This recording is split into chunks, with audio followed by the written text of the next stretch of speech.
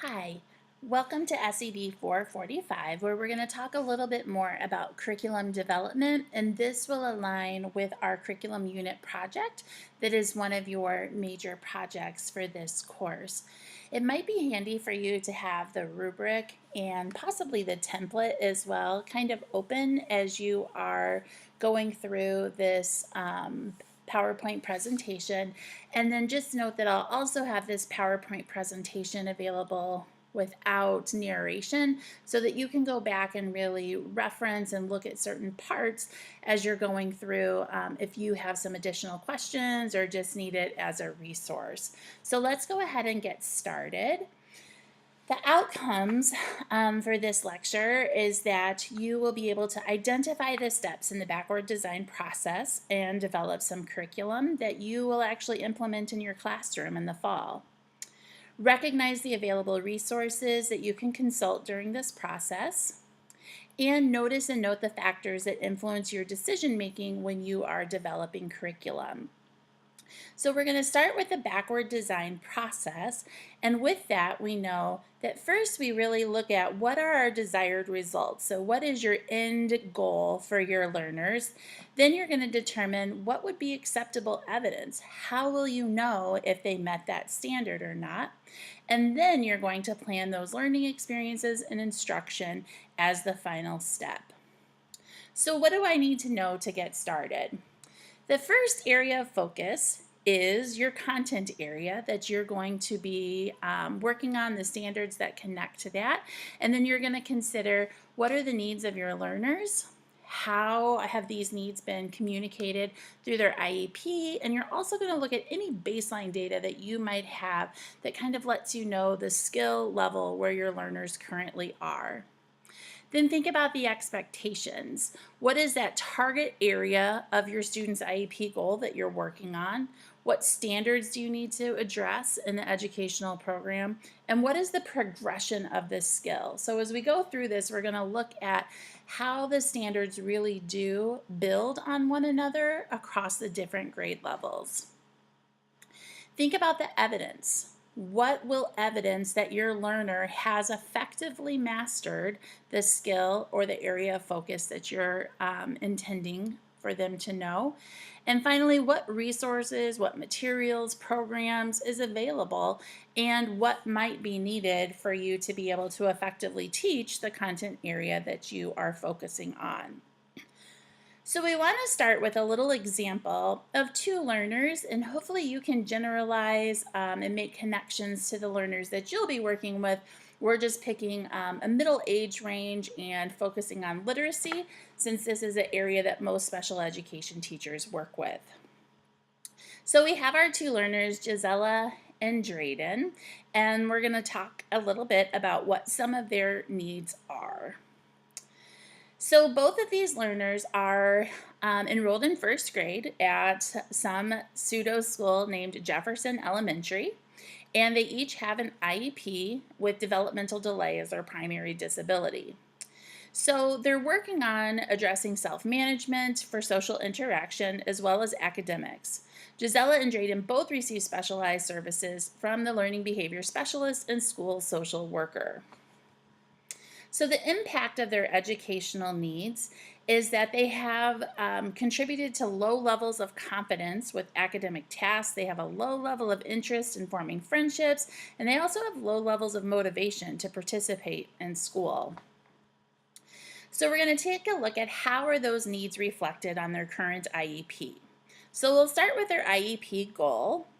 And by January of 2018, both of these learners will make progress towards applying phonics and word analysis skills to decode words in connected text with greater than 90% accuracy for 6 consecutive trials. The objective is that they're going to have a list of 20 spelling words that are 2-syllable words. They're going to apply spelling sound correspondences accurately to decode 18 or more words in 6 consecutive trials.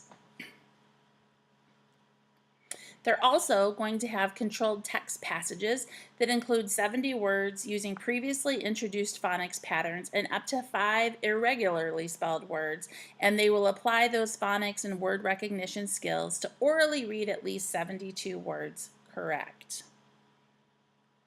We won't take time right now to watch this 5-minute literacy in life video, but I will post that as a supplement that you can take a look at when you have time. But as a reminder of what is literacy. So literacy is our ability to read, to write, to communicate, to think, to listen, and speak, and it's being able to decipher the world around us. And why is it that literacy matters? Well, because without literacy, then our community won't be as strong. And literacy changes our lives because it gives us self-knowledge and it allows us to have some confidence and hope. So next we're going to take a look at what are some of the resources that we might have in our classroom already as we're starting to think through what is the curriculum development unit going to be that we develop. So in this particular classroom, with Gisela and Drayden, the classroom teacher has a library that includes many picture books. There's fiction, nonfiction genres that represent a wide range of interests and include characters from diverse backgrounds. The school library also includes a literacy closet that offers many selections of leveled texts that are published through Scholastic and Mondo. Some of the classroom resources that we have our running record charts. We have a metal pan, we have some magnetic letters, an expo board with markers, we have CVC word list, and we have some manipulatives with letters that are all available to us in our classroom. There's some Play-Doh, some shaving cream, and even some alphabet letter charts that we can access during our teaching unit. Now that we've talked about our resources, we're going to consider the academic standards that we're going to utilize when designing our unit of instruction. So Gisela and Drayden's IEP goals were developed when they were about halfway through the first grade. So their annual review date will occur when they are in second grade. Therefore, the IEP goals that they have that are aligned with their IEP are written with grade 2 standards. However, the unit that we're going to be developing is still while they are in their current grade 1. So the curriculum that we're going to be designing, we will be looking at grade 1 New Illinois Learning Standards. To begin planning, it is important to know the expected progression of skills relative to the targeted standards on phonics and word recognition skills within the Reading Foundational Skills strand. So this is where it might be helpful to take a look at your rubric because you'll see where it discusses that you should have that progression of skills in mind when you are choosing the correct or appropriate standard for your learner. So the expected skill progression. So phonics and word recognition, those strands exist for students that are in K through 5 grades only. And in grades 4 and 5, students need to be able to use the combined knowledge of all their letter sound correspondences, the syllabication patterns, and morphology to read accurately unfamiliar multisyllabic words in and out of context. But in grade 3, phonics and word recognition, there's 4 main areas that they focus on, such as identifying and knowing the meaning of the most common prefixes and suffixes, decoding words with common Latin suffixes, and decoding multisyllabic words, reading grade appropriate, irregularly spelled words. Irregularly is always a challenge for me to say. The expected skill progression in grade 2 phonics has 6 main areas that are focused on.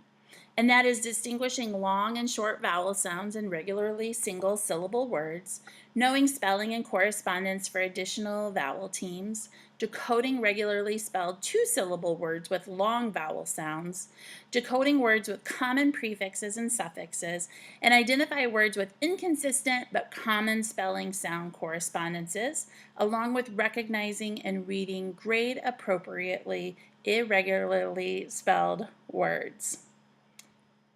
So, our expected skill progression in grade 1, where our learners are, has 7 main areas that we will be targeting, but it is important for us to understand that skill progression. What were our learners previously expected to know, and where are we aiming for? So what is that, the future, the end goal, a vision for where our students should be going?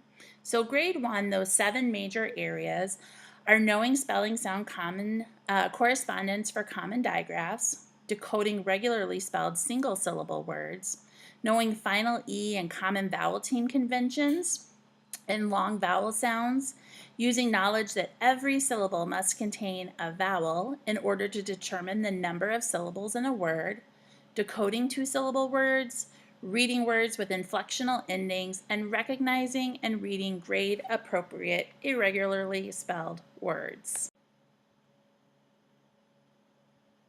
Finally, we're going to take a look back at kindergarten to see what our learners were required to know before they came to us in this example of Drayden and Gisela. So in grade K, the phonics and word recognition standards there focus on 4 main areas, and you can see that it is less rigorous as it was for first grade and how the skills develop as you move on to first, second, third grade, etc. So take a moment to look at what they were to learn in kindergarten.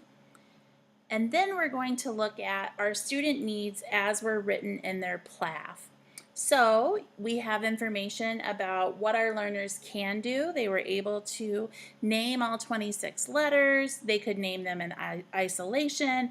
If they were given the numbers randomly, they could point to them, and if given a cue, show me the letter L, they would be able to accurately identify that letter. When giving graphemes in isolation, the learner can produce the corresponding phoneme for all consonants. They can also produce the short vowel sound for written cues, A, I, E, and they can produce the long vowel sounds for written cues A, E, I, O, and U.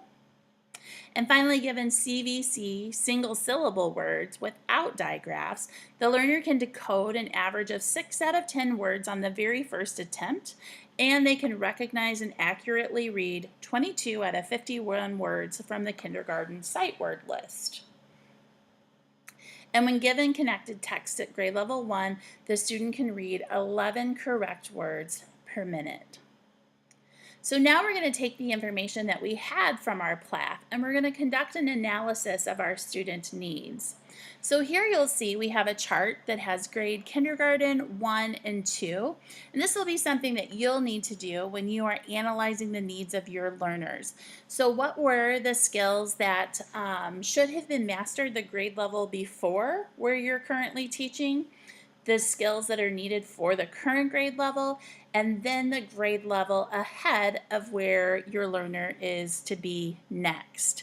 So here you'll see there is a check mark in the different boxes, and this signifies an instructional focus that will need to appear when I am doing my instruction. So I've just put a check mark in there. Those are the areas that I'm going to be focusing on when I'm conducting my current unit. So you'll do the same. You'll look at those skills in each of the 3 grade bands and then determine what areas you are going to focus on for your development project. Then you're going to start to think about the evidence. And with this example, you would have an instructional focus on phonics and decoding skills for grade 1, and these students do have a documented disability under the developmental delay category. So I'm going to make sure that I have research-based or evidence-based instruction, and I'm going to cite where it is that I am getting this information from. So here you can see it's from the National Reading Panel. And then Swanson 2008 and Vaughn et al. They all support the use of systematic, explicit, multi-sensory phonics instruction as part of a balanced literacy program. So here's the part when you're developing your curriculum project, you want to make sure that you are finding citations in the literature, resources that are available that show an evidence base for this instruction. because you are all students at Illinois State University, and that is what we are working to make sure all students students in our graduate programs are using evidence-based practice. So research-based considerations for beginning to teach phonics. So here, I'm going to go through this a little bit quickly, but you're welcome to go back and look at it later. This evidence-based practice has told us what are the letters that I should start with, how should I introduce them, and what should I avoid. And then when I'm blending and segmenting words, what are the steps that I should take there as well. So you can go back and look at that more in depth. But you want to think through when you're creating your curriculum design project, what are the steps according to the literature that you need to take? So stage one, now we are going to identify our desired results. So what are my priority standards that I'm going to be working from? So here I have outlined the priority standards that deal with phonics and word recognition for first grade, since that's the grade where my learners are. And then I'm also going to have some additional relevant standards that they may be part of my supplementary activities that I'm doing, but they aren't the primary focus. We're going to work on students being able to independently using their learning to read and gaining meaning from unfamiliar words in a wide range of texts. So to do that, we need to think through what are the big ideas and what are our essential questions. So remember, when we have our big ideas, it's how our students are making meaning, and often that is in student-friendly terms such as I can statements, or at least in language that's easier for students to be able to take away what was the most valuable point that they should be taking home and sharing with their families what they learned that day. So students will understand that words are tools that readers, writers, and thinkers use to make sense of the world around them. And learning patterns within words can help us make meaning from a wider range of text. Our essential questions are, why do readers read? How do readers respond when text is challenging? And then we have our acquisition of knowledge, and our concepts are two consonants that make one sound are digraphs with some examples. And then what is the skill? And that is to decode regularly spelled one syllable, those consonant, vowel, consonant words. We also have the concept of knowing the spelling sound correspondence from common consonant digraphs, fluent reading, and the accuracy, the rate, the pausing, phrasing, expression, and how that sounds like talking. And phonemes can be blended and segmented to decode and encode. So the skill around that is that reading controlled text with fluency and accuracy, as well as applying knowledge of phoneme, graphing, correspondence to spell new CBC words. So after you have unpacked your standard and come up with your big ideas, your essential questions, the concepts, the skills that you will need to work on, you will enter stage 2, where you are going to determine the acceptable evidence. So how will I determine if my learner knows what I've intended them to learn? So in this case, I want to know that students know what a digraph is. I also want to know that Drayden and Gisela know the spelling sound correspondence for consonant digraphs, that they know that fluent reading sounds like talking, and that phonemes can be blended and segmented to decode and encode, and that they can decode regularly spelled one-syllable CVC words, and they can control text with fluency and accuracy. And finally, students can apply the knowledge of phoneme, grapheme, correspondence to spell new CVC words. So there's a lot that I want to determine, and in order to understand that, I need to know that words are tools that readers, writers, and thinkers use to make sense of the world around them. Learning patterns within words can help us make meaning from a wider range of text. And to do that, we often think of the image of the iceberg, about what is visible above the surface, and then what is below the surface is usually far deeper. So we want to understand if they can empathize, apply, have perspective, interpret, explain, and have self-knowledge of the concepts that we're teaching. And to do this, we often will use baseline assessments. So I would review records and graph data from curriculum-based measures, progress monitoring data, such as what do I have on their letter naming fluency, phoneme segmentation, and nonsense word fluency.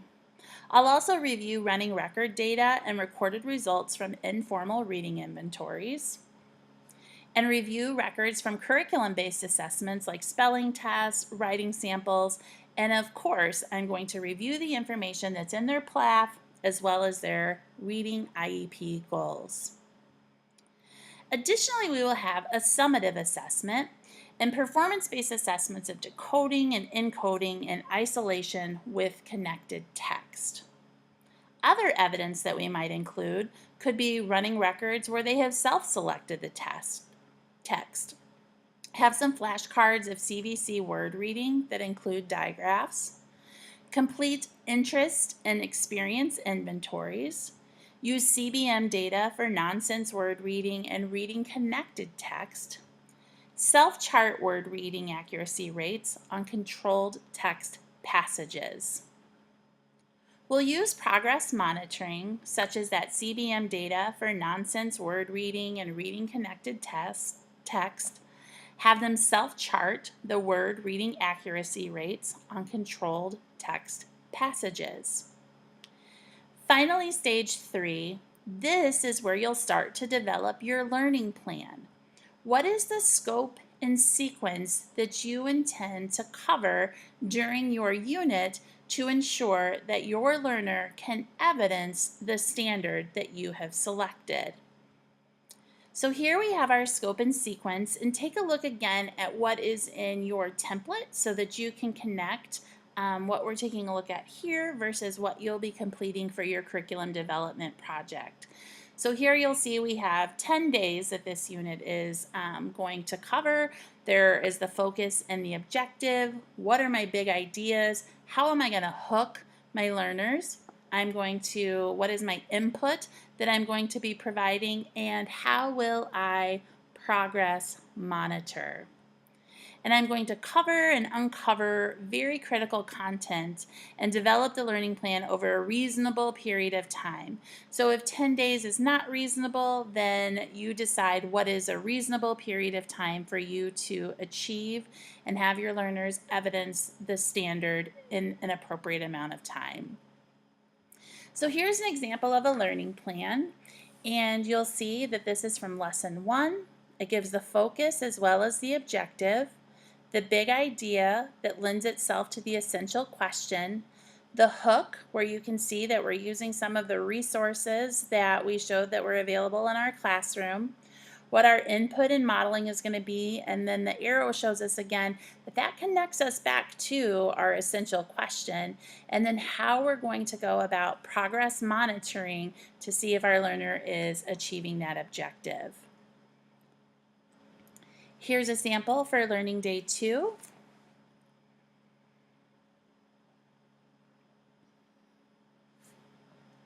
Press pause if you need more time to review, but you'll see again that the big idea and the input and modeling connect back to our essential question. Learning Day 3. Learning Day 4. Our essential question has changed here, but still our big idea and our input and modeling connect.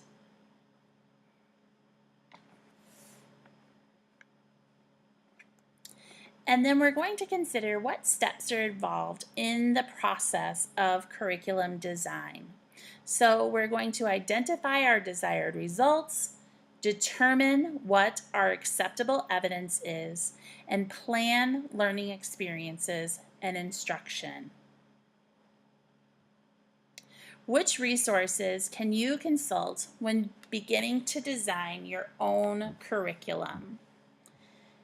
the IEP goals, the standards that align to those IEP goals, progression of standards across the grade levels, the performance indicators that relate to those standards, extended standards for the DLM essential elements, Common Core, research evidence, and social emotional learning standards. What factors influence the decision making during the process of developing curriculum? Contents of the PLAF and the IEP, and analyzing that skill progression towards the standards, grade level expectations, the perception, knowledge, and beliefs of your learner, and evidence that is found in the research. We look forward to seeing the curriculum development project that you create and hope that it is meaningful and effective as you start the coming school year with already a great resource that you can implement in the coming school year. Thanks so much.